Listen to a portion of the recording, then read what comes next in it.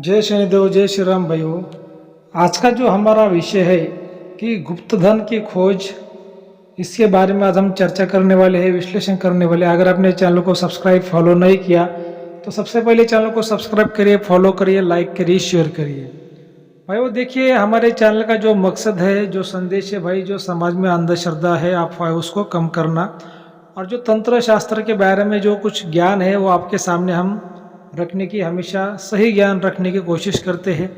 तो देखिए, बहुत से जो लोग होते हैं उनके दिल में, उनके मन में, दिमाग में सवाल रहता है कि गुरुजी, जो खजाने जमीन के अंदर मिलते हैं, जो गुप्त धन जमीन के अंदर मिलते हैं, तो उसमें क्या होता है? उसमें मतलब कोई पैसा होता है, कोई सोने के सिक्के होते हैं, चांदी होती है, बर्तन होते हैं, मतलब उसमें क्या होता है क्या?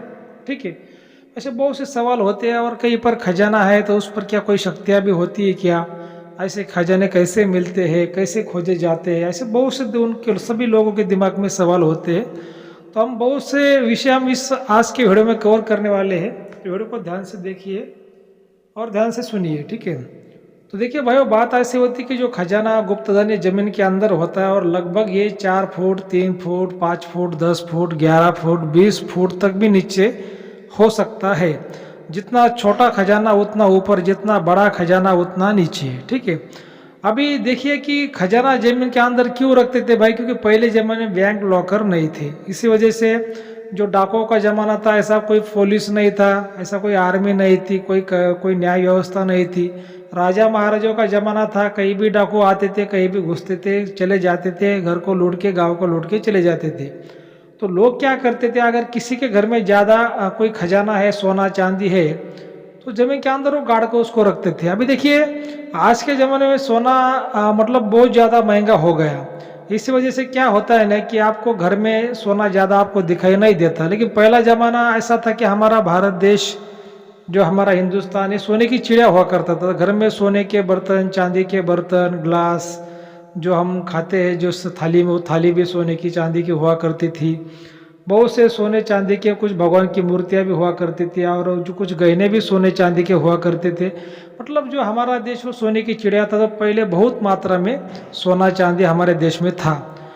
तो देखिए भाई, वो बात ऐसी होती कि ये जमीन के अंदर जो खजाना जो पहले ज़माने में जो लोग रखते थे, तो बहुत से लोगों का मुझे सवाल होता है, क्या गुरुजी ये खजाना ऐसे किसी को मिल जाता है क्या? भाई देखो, अगर कोई भी व्यक्ति अगर कोई चीज़ जानबूझ के रख रहा है, और वो जो चीज़ वो ज़्यादा कीमती है, बहुमूल्य है, उसकी वैल्यू ज़्यादा है, तो वो व्यक्ति उसकी सेफ्टी हमेशा करता ही करता है। जैसे अगर हमारा घर में कुछ कीमती चीज़ें होती है, अगर हम कहीं बाहर जाते हैं तो घर को हम ताला लगाते ही लगाते हैं, बराबर? तो मतलब ऐसी बात होती है कि अगर सोच लो कि आप आपके पॉकेट को चेन लगाते हो, तिजोरी को ताला लगाते हो, घर को ताला लगाते हो, झोपड़ी को ताला लगाते हो, तो इतना बड़ा अगर खजाना कोई जमीन के अंदर भाई रख रहा है, तो उसके ऊपर वो कोई ना कोई सेफ्टी करेगा। तो सेफ्टी कैसे करेगा भाई? ये खजाना किसी को ना मिले और इसको कोई ना देखे, इसको कोई ना निकाले, ठीक है? तो क्या है कि पहला जो जमाना था भाई, वो तंत्र मंत्र का जमाना ज्यादा था। आज के जमाने में जैसे पढ़ाई लिखाई, हाई स्कूल जो है, ऐसे पहले जमाने में बातें हुआ करती थी। लेकिन क्या है कि जो तंत्र शास्त्र ये ज्यादा हुआ करते थे, ठीक है? तो बात ऐसी कि फिर कुछ जो पहले जमाने में जो कुछ तांत्रिक हुआ करते थे, वो छोटे मोटे टोटके उस पर किया करते थे। अभी आप बोलते होगे गुरुजी, आज के ज़माने के तांत्रिक तो बिल्कुल भी काम नहीं करते, उनका टोटका भी नहीं काम करता। और आज के ज़माने में ये जो तंत्र शास्त्र होता है, उसको जैसे लोग फ्रॉड और झूठ बोलते हैं। भाई देखो, जैसे जैसे ज़माना आगे जा रहा है, वैसे वैसे ज़माने का जो जब तक है वो कम होता जा रहा है। जो लोग है उनका जब तक कम होता जा रहा है। इसी वजह से जो लोग है वो स्वार्थी बन रहे हैं, और स्वार्थी लोगों का जो है कुछ तंत्र मंत्र वो काम नहीं किया करते। लेकिन पहला जमाना एक ऐसा था, उस जमाने में जब तक पूरा ज़्यादा था, लोग ज़्यादा लालची स्वार्थी नहीं थे, तो वहाँ के तो उस जमाने की जो तंत्र मंत्र, जो शास्त्र, वो भी काम करते थे, ठीक है? तो जो टोटके उन लोगों ने अभी जो उस पर जो खजाने पर रखे हुए पहले तांत्रिकों ने, तो वो जो टोटके हो सालों साल जिंदा रहते, भले 150 साल हो, 300 हो, 500 1000 हो, ठीक है? तो कोई ना कोई सेफ्टी उसके करते थे। अभी बात ऐसी कि बहुत से जो आपके दिल में सवाल है, मैं आपको कवर करने की कोशिश इस वीडियो में मैं कर रहा हूँ। अभी जो खजाने के अंदर बहुत से लोगों के सवाल थे, गुरुजी क्या होता है? जैसे मैंने बताया कि भाई बर्तन भी होते हैं, सिक्के भी होते हैं, भगवान की मूर्तियाँ भी होती है, डायमंड, हीरे, मोती, जो भी माला होती है वो भी होती है। अभी वो खजाना किसका है, कोई बंजारन का है, कोई ठाकुर का है, अमीर का है, गरीब का है, शाहूकार का है, उसके ऊपर होता है भाई वो खजाने में क्या क्या हो सकता है। बराबर। अभी ये खजाने में क्या होता है, कैसे होता है, ये सब बातों ने आपको, अभी सब बातें आप तो समझ गए। अभी बहुत से जो सवाल बाकी है, जैसे दो मुख्य सवाल बाकी है कि भाई खजाना फिर पहचाने कैसे और निकाले कैसे। तो देखिए खजाना ऐसा कहीं भी नहीं होता, खजाना तो होता है लेकिन ऐसा कहीं भी नहीं होता। खजाना पहचाने कैसे, तो देखिए भाइयों खजाना, अभी बहुत से तांत्रिक जो लोग बोलते हैं कि भाई हमने खजानों को देखा है, यहाँ खजाना है वहाँ खजाना है। तो देखिए देखने का मतलब, बोलने का मतलब कुछ होता है, देखने का मतलब कुछ लोगों का कुछ अलग होता है। तो ये बोलने की बात है भाई हमने खजाना देखा, तो ऐसा एकदम डायरेक्टली खजाना किसको दिखाई नहीं देता, ठीक है। और दिखाई भी दे दिया तो उसको मिलता नहीं है, क्योंकि पहले क्या करना पड़ता है कि जो खजाने की शक्ति होती है, अपनी जो खुद की शक्ति होती है, जैसे मान लो मैं महाराज हूँ या फिर कोई और महाराज है, तो उसको अपनी शक्ति के माध्यम के द्वारा, खजाने की शक्ति से उसको बात करनी पड़ती है और उसके माध्यम से के द्वारा फिर वो खजाना उसको दिखाई देता है, लेकिन डायरेक्टली खजाना दिखाई नहीं देता, ठीक है। ये बहुत इंपॉर्टेंट सवाल है। अगर मान लो किसी को डायरेक्ट दिखाई भी दिया तो वो जो शक्ति का वो छलावा रहता है, शक्ति आपको खजाना दिखाई तो देता है जमीन में, लेकिन वहाँ पर खोदने पर कुछ मिलता नहीं है। ऐसे बहुत से सवाल होते कि जो आम लोग हैं वो नहीं समझते। ये छोटे मोटे तांत्रिक क्या करते हैं, डायरेक्टली जाते हैं, बोलते भाई यहाँ पे खजाना है, वहाँ पे खजाना है, यहाँ खोदो वहाँ खोदो, फिर इधर गया उधर गया भाग गया, शक्ति कमजोर कमजोर पड़ गई, ऐसे फिर बहाने बनाते। भाई वो डायरेक्टली खजाना नहीं दिखता। जो कोई भी सिद्ध व्यक्ति है उसके पास में जो शक्ति होती है सिद्ध व्यक्ति के पास में, उसको अपने शक्ति से, वो खजाने की शक्ति से बात करनी पड़ती है। वो खजाने की शक्ति जो है फिर वो खजाना दिखाती है, उसका राज बताती है, कैसे मिलेगा, क्या मिलेगा, किसने रखा है, कितना है, क्या है, इसको कैसे निकाला जाए। फिर उसके बाद में शक्ति को मोक्ष दिलाना पड़ता है और मोक्ष दिलाने के बाद में खजाना आपको अच्छी तरह से मिल जाता है। फिर आपके बाल बच्चे हैं आने वाले 10 पीढ़ियों तक वो भी वो खजानों को खा सकते हैं, किसी की मौत भी नहीं होती, किसी का नुकसान भी नहीं होता।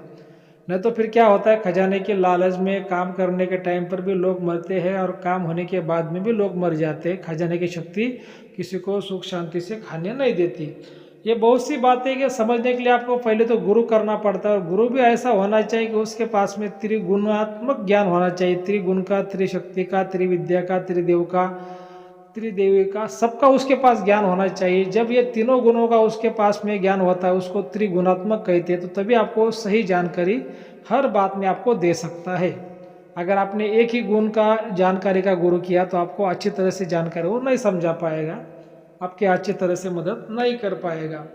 तो भाइयों ये तो बात हो गई खजाना देखने की। अभी खजाना कैसे मिलता है, तो खजाना मिलने के लिए नसीब का भी साथ होना बहुत ज़रूरी है, आपके कर्म भी अच्छे होना बहुत ज़रूरी है, पिछले जन्म का पुण्य होना भी बहुत ज़रूरी है, आपके पितरों की कृपा, कुल देवता की कृपा, इस सभी बातों को होना बहुत ज़रूरी है। बहुत से लोग क्या करते हैं, टोली बनाते हैं, खजाने के पीछे भागते हैं, यहाँ खोदो वहाँ निकालो। भाई देखो ऐसा अगर खोदने से भागने से खजाना मिल जाता तो सब लोग काम छोड़ के इसी काम में लग जाते। भाई ऐसा ये बिल्कुल भी अंधश्रद्धा में आपको पढ़ने का नहीं है। अगर कहीं खजाना है तो शक्ति खुद ब खुद आपको संकेत देती है।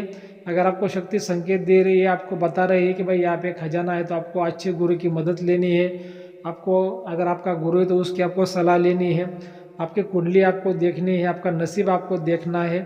देखो कुंडली नसीब देखना क्यों ज़रूरी है, क्योंकि खजाना मिलने का योग नसीब में भी होना बहुत ज़रूरी है। अगर मान लो आपके घर में खजाना है, नसीब में नहीं है, तो आपको नहीं मिलेगा। हो सकता है आपके आने वाली पीढ़ी में किसी को मिल जाए, या फिर आप वो जगह किसी को बाद में बेच दो, उसके नसीब में अगर योग होगा किसी और के, उसको मिल जाए। क्योंकि नसीब में योग होना क्यों जरूरी है भाई, जो खजाना है वो कोई 5-10 साल का नहीं है। खजाना तो 100, 200, 300, 500 साल, 1000 साल पुराना खजाना होता है।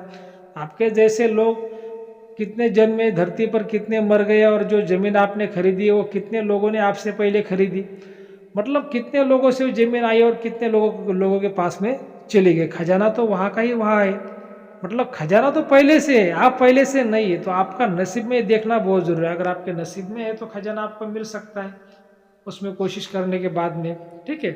अगर नसीब में नहीं है तो फिर आप तो मर जाओगे, कोई दूसरा आके उसको निकालेगा बाद में, ऐसा मान लो, ठीक है।